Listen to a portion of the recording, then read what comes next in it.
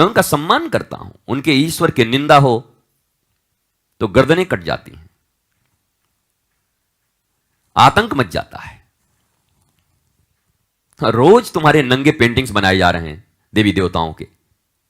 अभिव्यक्ति की स्वतंत्रता, कलाकार है तो कलाकार सिर्फ सनातन धर्म के देवी देवताओं के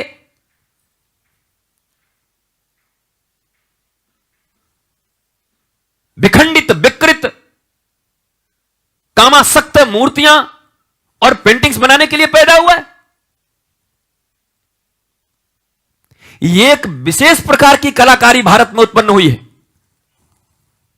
ऐसा पहले कभी नहीं था। कलाकार हो, अभिव्यक्ति की स्वतंत्रता, पहले तो मैं इसे गलत मानता हूं। करोड़ों लोग जिन्हें अपने आस्था का केंद्र समझते हैं, उनके नग्न तस्वीर बनाना, उन पर आपत्तिजनक बातें कहना, यह एक सभ्य समाज में नहीं हो सकता। लेकिन तब अभिव्यक्ति की स्वतंत्रता है,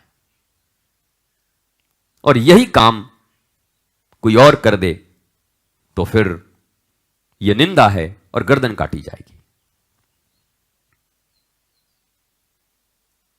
पता नहीं सनातन समाज कब समझेगा इस चीज को। हमें नफरत नहीं किसी से, पर तुम समझो तो, तुम बचो तो, तुम बढ़ो तो, तुम अपनी संस्कृति की रक्षा तो करो।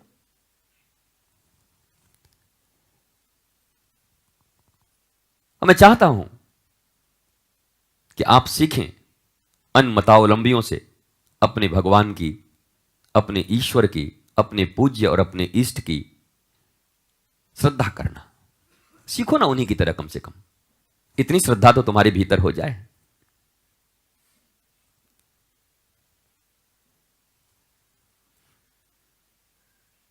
तो यह सनातन समाज, हिंदू समाज पागल हो चुका है।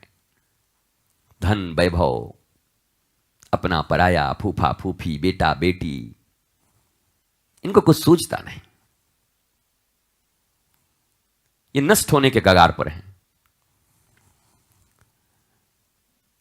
कल मैं आरती जब कर रहा था संध्या को, तो मन में एक विचार भी चल रहा था, क्या आने वाले समय में भारत में ऐसी आरतियां की जा सकेंगी निर्बाध तरीके से?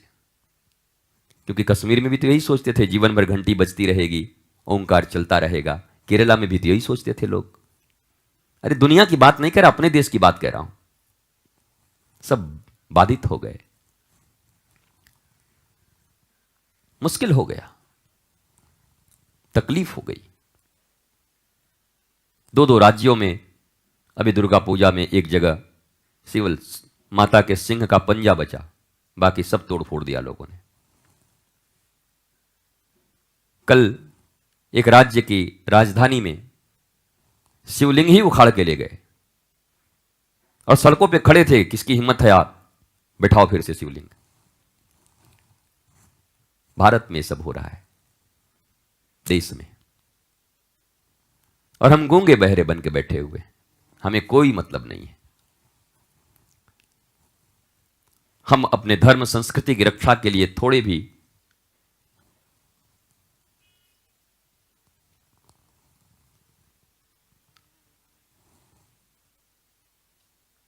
जागरूक नहीं। सहनशीलता अच्छी चीज है, पर अपने धर्म की रक्षा भी बड़ी चीज है। धर्मो रक्षति रक्षितः। धर्म की रक्षा तुम करो, धर्म तुम्हारी रक्षा करेगा। तो पीड़ाएं होती हैं कुछ, और हम बसे हैं, साधु का कपड़ा कैसा है, ये बाबा का आश्रम कैसा है, ये चश्मा कैसा लगाता है।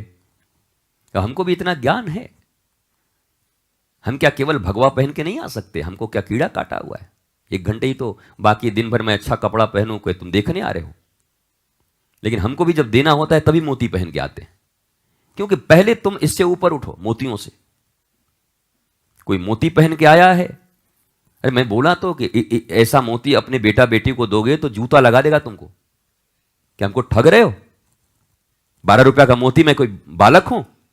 इसमें एक हीरा लगा होता, मैं तो वो पहनता हूं। और चलो मैं पूरा हीरा भी पहनूं तो तुम्हें क्या चिंता है?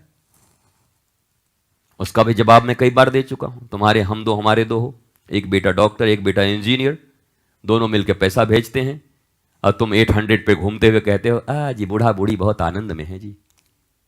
बच्चे हैं, 50,000 वो भेजता है 50,000 वो भेजता है, बड़ी अच्छी बात। तुम्हारे दो 50,000 भेजते हैं और दोनों बुढ़ापे में बड़े आनंद से रहते हो, और हमारे सैकड़ों हैं तो हम क्या भिखारी बन के घूमे? हजारों हैं तो हम भी महाराज हैं, महाराजा धीराज हैं, हमें भी लोग देते हैं, हम आनंद में रहते हैं। तुम मरो देख के। प्यार करने वाले प्यार ही करेंगे, दुनिया वाले चाहे जल जल मरेंगे। परेशान रहो तुम, तकलीफ में रहो तुम, माला लगा के और जूड़े में माला लगा के बैठे हैं। इस जन्म में तो बेटा तुम्हारी पत्नी तुमको देने वाली है नहीं, न तुम्हारा बेटा बेटी। जूता जरूर देंगे तुमको अगर पैसा नहीं दोगे तो जलता है बेचारा, ईर्ष्या है कि ऐसा कैसे पहने हैं, ऐसा कैसे बैठे हैं। ये चलता रहेगा। आप लोगों से कहता हूं जो हुआ हुआ करते हो, आपको जो बातें कहता हूं उन बातों को आपको अच्छी लगे तो उन्हें अपनाओ, और लगे कि आप सुरक्षित हो तो मौज में रहो। किसी के ऊपर निजी हमला नहीं करना चाहिए, व्यक्तिगत हमला नहीं करना चाहिए। भारतवर्ष में स्वतंत्रता है खाने की, पहनने की। अरे यहां तो गोमांस खा रहे हैं, रोक नहीं पा रहे हो। और एक दिन कोई साधु डोसा खाते हुए मिल जाए, डोसा खा गया, डोसा क्या गौमांस खा गया?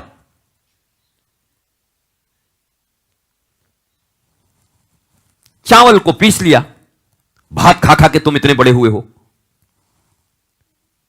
तुम चावल को पतीली में बनाए, उसने तवा पे सेक लिया, बन गया चीला डोसा।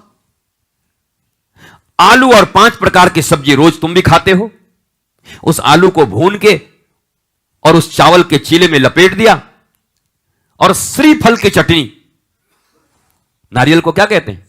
श्रीफल की चटनी, और सुंदर सांबर, दाल, लौकी और करी पत्ता और भारतीय मसाले। डोसा खा गया, डोसा खा गया, डोसा खा गया, गौमांस खा गया।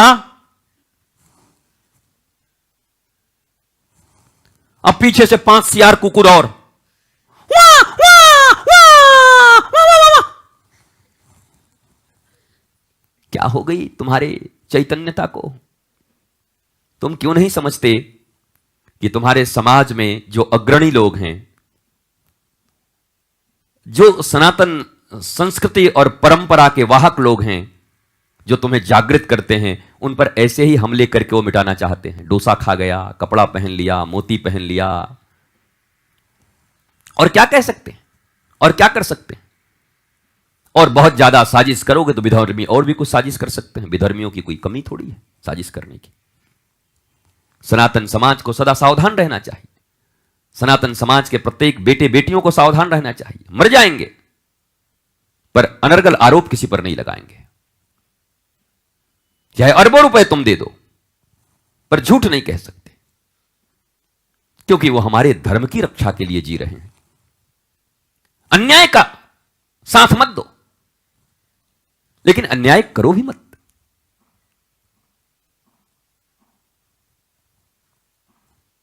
तो धीरे धीरे जो मुखरित होकर सनातन समाज की रक्षा कर रहे हैं, उनको उनके व्यक्तिगत जीवन के लिए घेरा जा रहा है। मैं कहता हूं, जब अभिव्यक्ति की इतनी स्वतंत्रता इस देश में है कि मां दुर्गा, मां काली और सरस्वती की नंगी तस्वीरें बनाई जा सकती हैं, तो क्या इतनी भी स्वतंत्रता उस धर्म गुरु को नहीं है कि वो वस्त्र क्या पहन सकता है?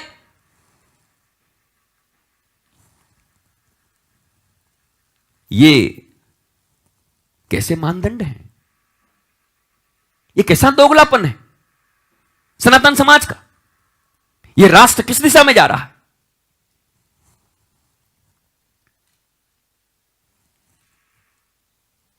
भारतीय प्रधानमंत्री का विरोध इसलिए हो कि उन्होंने एक बार 10 लाख का सूट पहन लिया। किस लिए? किस लिए भाई?